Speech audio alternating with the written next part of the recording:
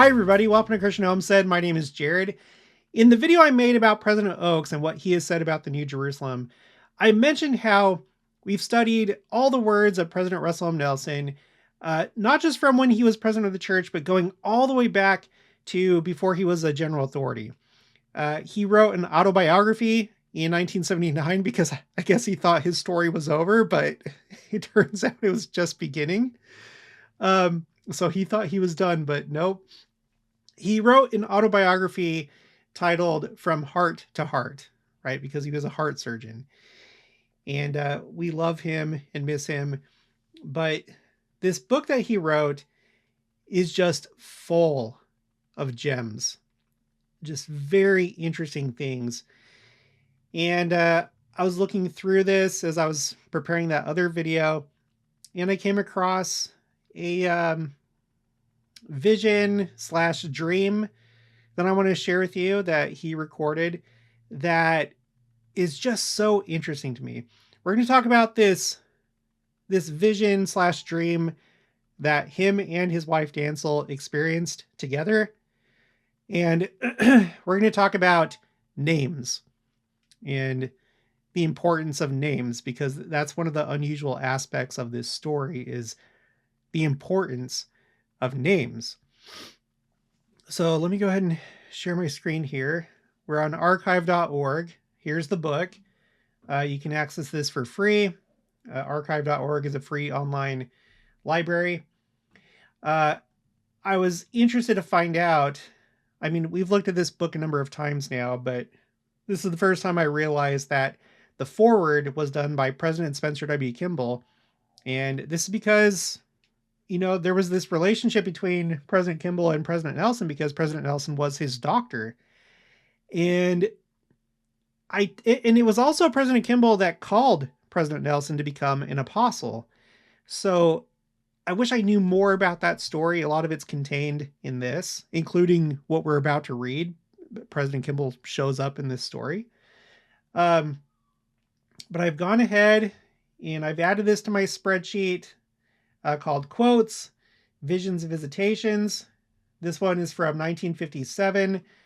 If we go down to my tally by decade, this is going to be the third one for the 1950s. So the 1950s is actually the one that I have the most for at this point, from like the 1900s onward. Of course, the decades with the most visions and visitations that I've captured on this spreadsheet so far are the 1820s and the 1830s. Anyway, this makes a total of 100 accounts of visions, visitations, dreams, so forth, where someone comes in contact with somebody from the other side of the veil, a heavenly messenger, so on and so forth, through one of these different methods. Okay, so let's go to this. This is page 261. And this is just so interesting. Chapter 35, Russell. One autumn night in 1957, Dancel awakened me with a very special announcement. She said, "During the night, I had a remarkable vision. It was more than just a dream. I saw a little baby boy. He was a very special, handsome child. He had a round face and lots of hair. He looked just like you. I had a wonderful visit with him." I didn't pay a great deal of attention to this announcement at the time, even though our sixth child was on its way. I began to pay more attention to it, however, as repeatedly over the next few years she indicated she had received a visit from this same little boy. In fact, it became so much a part of our life that after one of these visions, she would simply say, "I saw him again. He's such a sweet and special young boy." Over the years, from that first manifestation, we greeted Emily, Laurie, Rosalie, and Marjorie into our family, each one bringing her own special spirit. Yet, Dancel had the firm conviction that our family was not complete. Therefore, in her 46th year, oh, her 46th year, not enjoying the best of health, she willingly and selflessly embarked on her 10th pregnancy. We had a beautiful family of 9 daughters. We'd been married over 26 years. She knew the statistics were not favorable for a multi-parous. Sorry, I'm not familiar with that word. Multi-parous person, such as she, in her 46th year, to have another baby.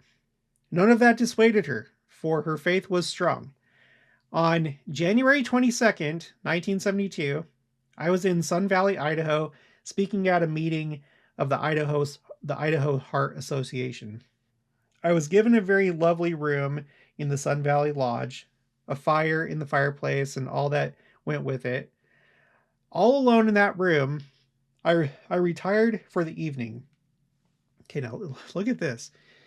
In the middle of the night, I was awakened with a very real experience. I cannot remember who gave the message. That is of no importance. But I do remember, as surely as I live, that it was announced to me that this time Dancel's pregnancy was with a son. He who had been appearing to her through the years. Furthermore, it was impressed upon my mind that his name should be Russell Marion Nelson Jr. Excuse me, Jr. So let me just stop right here before we continue.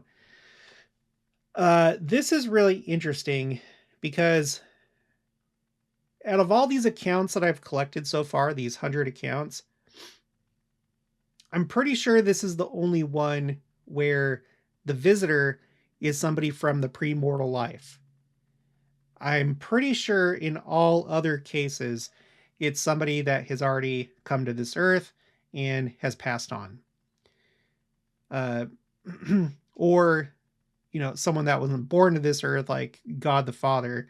You also have the visits of evil spirits and stuff. So you could view them as premortal because they never came to this earth. But putting that aside, this is the first account that I know of someone from the premortal life visiting somebody here and then subsequently being born into this life. Now, I highly doubt that this is a unique experience. I feel like I've heard stories like this before. I just haven't really given it much thought. But that's one thing that makes this account really unique, at least in this study that I'm doing. And I don't mean to sound like cold and calculated as I say that, but this is pretty amazing. Another thing that's really interesting is President Nelson receiving that's another thing. So they both, as a couple, they both had their own independent visits or visions in regards to this matter. And with President Nelson, he was told what to name him. And like I said, later on in this video, we're going to talk about the importance of names and some things that have been said recently, like in general conference about names. We know that names are important in the temple for sure. But even I think outside the temple, names are important. So, okay, so let's get back to it. The following morning, I called Dancel long distance and told her of the experience. She was moved by it, for she knew that with each of the 9 children prior to this, the discussion of an alternative name... Okay, wait. Prior to this, the discussion of an alternative name, should it have been a boy, had never included Russell Marion Nelson Jr. We had a bit of prejudice against having a young man called Junior, but we knew this had been an experience that deserved considerable attention, and so we planned accordingly. When Marcia and Chris had a baby boy on February 15th, 1972, our first grandson, named Nathan Christopher McKellar, We began to work on a composite birth announcement. We thought it was a special circumstance for a family of 9 daughters to be blessed with a grandson and the prospects of a son. The announcement we created was entitled Boy Oh Boy. I like that. And contained pictures of all the 9 daughters, our son-in-law Chris, their son Nathan, and a space on the front of a picture of our yet-to-be-born son, Russell Jr. Excuse me. Prior to Dansel's delivery, the obstetricians were somewhat concerned over the prospects of her having a successful labor. Although she'd had 9 previously without significant difficulty, she hadn't been 46 years of age for any of them. As she went into labor, she was having good, hard contractions, but the baby was not making any progress down the birth canal, nor was the cervix dilating as it should. Assuming that this problem was occasioned by the lack of muscle tone in the uterus, a drip of pitocin was started intravenously. Over the next few hours, as the drip of this powerful uterine stimulant was underway, Dansel's blood pressure began to soar. She broke out in President Nelson, all the medical terms. I can't keep up with this. She broke out in patasia all over her body. When her blood pressure went from 220 over 120, I summoned Dr. M.S. Sanders, our obstetrician, and his consultant, Dr. John Z. Brown, and told them I feared for her life. I felt that this baby must be born by cesarean section, and they very wholeheartedly agreed. Within the hour on March 21st, 1972, by the way, 21 is 3 sevens. We've noticed with President Nelson, and I don't know if it's been like this with other presidents of the church, because I only started my channel during his presidency, but it's pretty clear that he intentionally used the number 7 in a lot of his messaging. And also, a lot of 7 seems to have just attended his presidency. So, for example, he was president of the church for 7 years, but not only that, we've done the calculation. It was 7 years, 7 years, 7 months, 7 days. And then Jen from Christian Fire Poppy, I think she said 7 hours. I'm not sure about that one, but I'd have to double check. But there's been a lot of 7s associated with President Nelson. And so it looks like his son was born on the 21st. That's interesting. Okay, I was in the operating room close beside my darling to comfort her as she was given a general anesthetic. When Dansel's abdomen and uterus were laid open at 1:13 p.m., Dr. Sanders reached in and lifted out a large, handsome, well-formed son who appeared to be perfect in every detail. He was an enormous baby, 23 inches long and weighing 12 pounds. No wonder she couldn't advance him through the birth canal. While she was still under the anesthetic, tears filled my mask as I phoned home and asked the girls if they could hear their little brother crying. Screams went up that were audible all through the operating room. I stayed beside Dansel during the recovery period as the anesthetic lightened and ultimately wore off. After she awakened, the nurses brought the baby to her side and nestled the child against her bosom. It was then that she first saw the infant. She looked at the face, a round little fat face, and the abundance of dark hair. Her eyes moistened as she exclaimed, "He's the one. He's the one I've seen and known for all these years." It's incredible. I've always known Dansel to be especially close to our Father in heaven, but the events surrounding the birth of our 10th child and first son, Russell Marion Nelson Jr., brought me to a realization that she was entitled to maternal communication beyond that ever deserved by a man. Her revelation was exceeded only by her faith and her compliance and willingness to do what was necessary to give life to this son who was waiting to come. Her sacrifice for him and her willingness to go into the valley of the shadow of death, that he might be, were well on my mind as I gave him a name and a blessing, a copy of which follows. As mentioned earlier, now listen to this. I consulted with President Spencer W. Kimball on the matter of naming the child. And he also felt that the name Russell Marion Nelson Jr. was appropriate.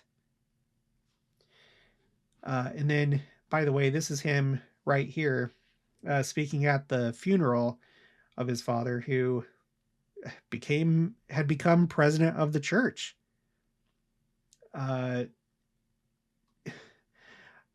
This is a really powerful story, and it kind of makes me wonder about him. Now, I don't know, maybe he'll never become a general authority. Maybe it's just kind of like a family thing, but maybe not. I don't know. This might be somebody to watch. I don't know.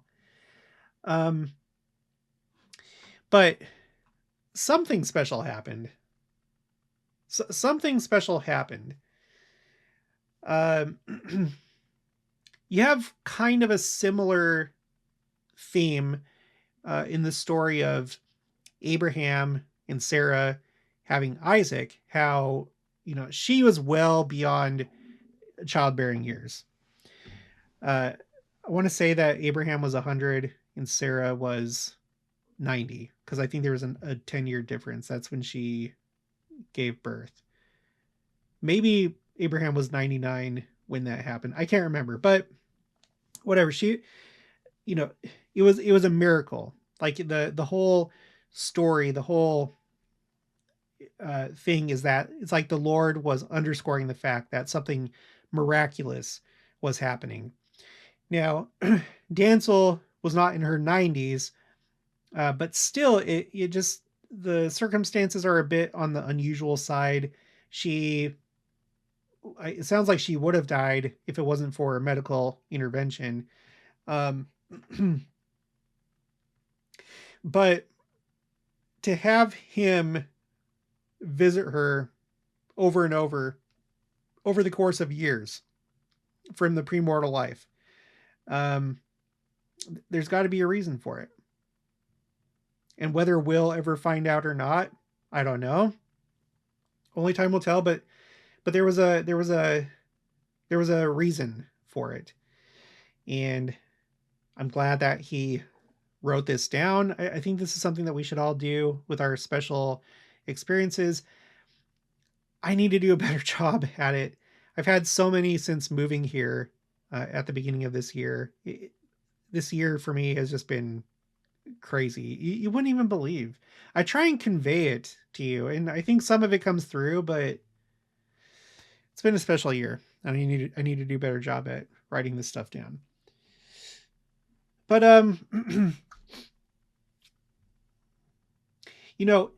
President Nelson consulting with President Kimball, the prophet. I don't know if he was the prophet at that time.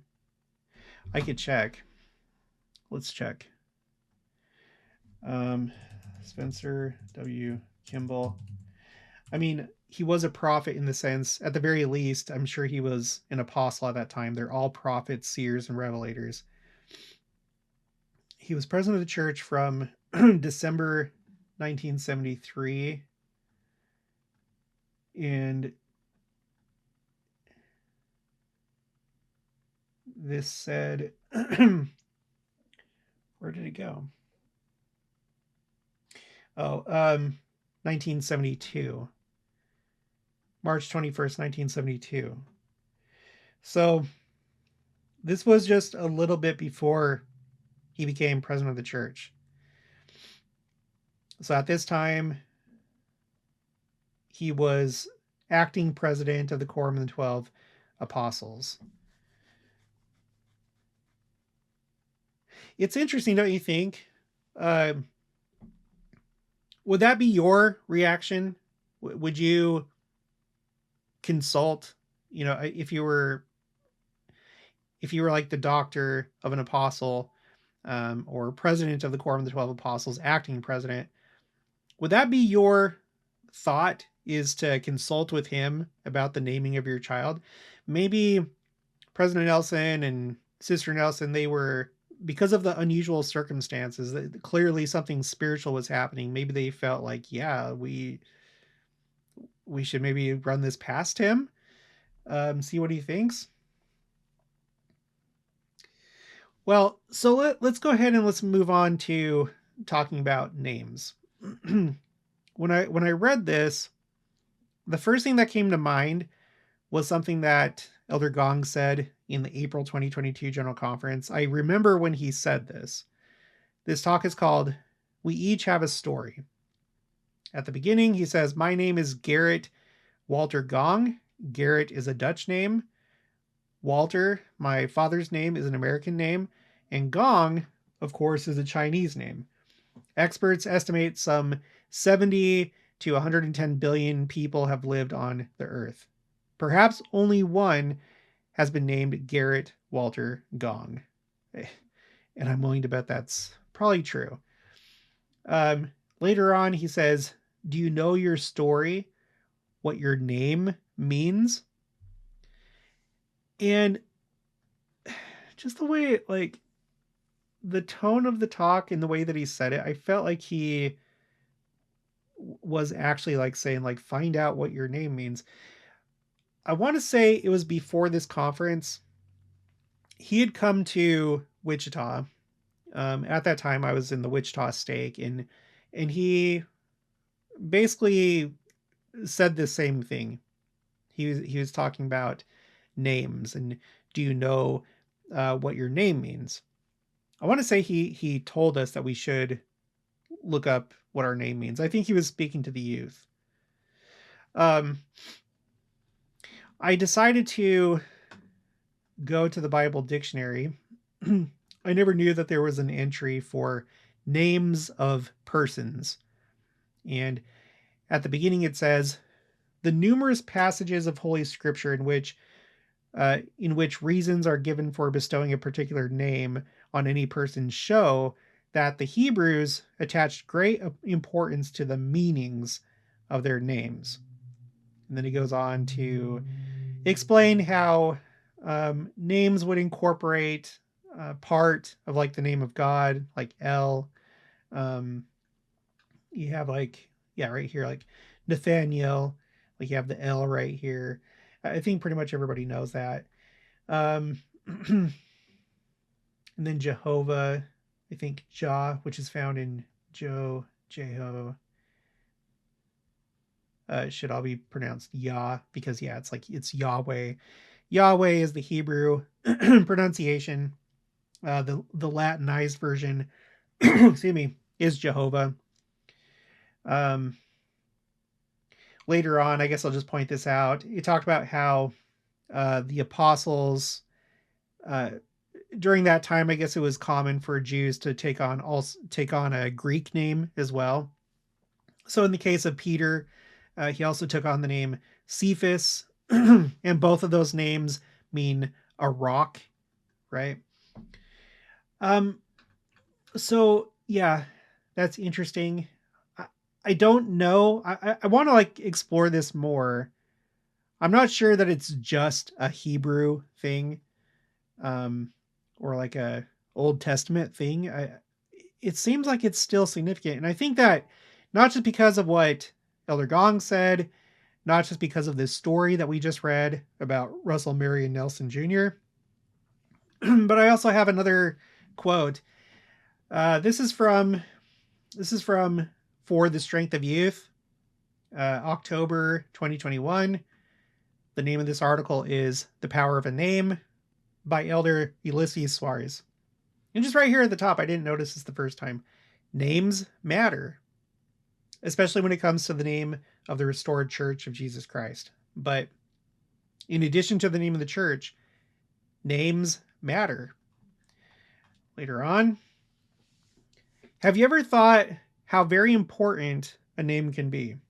Think of your own name, which was given to you when you were born. A name for you to be known by throughout your life. Your name is often the first thing someone asks when they meet you. And it's the easiest way for family, friends, and others to address you and refer to you. As young children, many of you also had the privilege to receive a name and a blessing by the power of the priesthood. At your baptism, you make a covenant with God to show that you're willing to take upon yourself the name of Jesus Christ.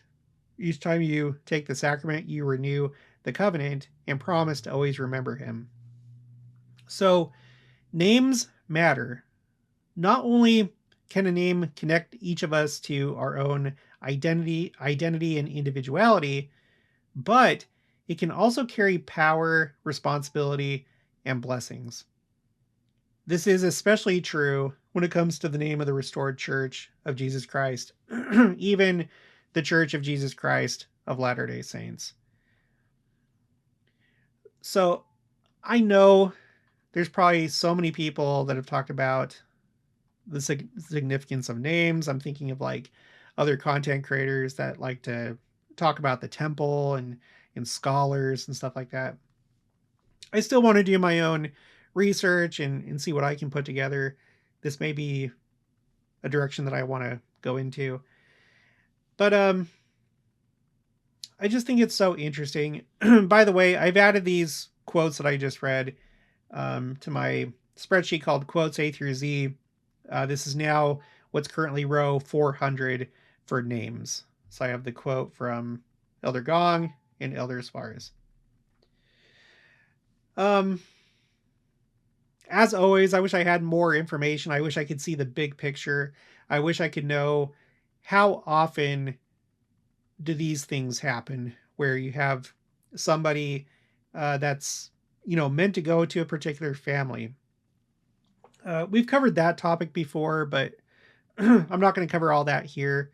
The conclusion of that video was that in some cases, there may have been a pre-arrangement of what family you go to, like specifically who your parents are and stuff like that. But in other cases, maybe not. There is the general concept that in the premortal life, you had those that were righteous. There was a premortal Israel. And so it seems like you would tend to be born into a family where that's the case. And then here on earth, now that we have these bodies, there's also this idea of blood and how there is a literal aspect to it as well. Like even if your parents never converted to the church, they may have been carrying some of that blood. And that's a whole other topic as well. But that physical blood, genetic heritage is significant. And if you're not actually Israel, you literally physically become part of Israel at baptism. I have quotes that talk about that. There's something about your blood that actually changes. But but talking about the premortal life and being sent here, I wish I knew how often this kind of thing happens. Why did he need to come to this family? Why was he the last? Why wasn't he the firstborn or the third or fourth? Why was he the last one?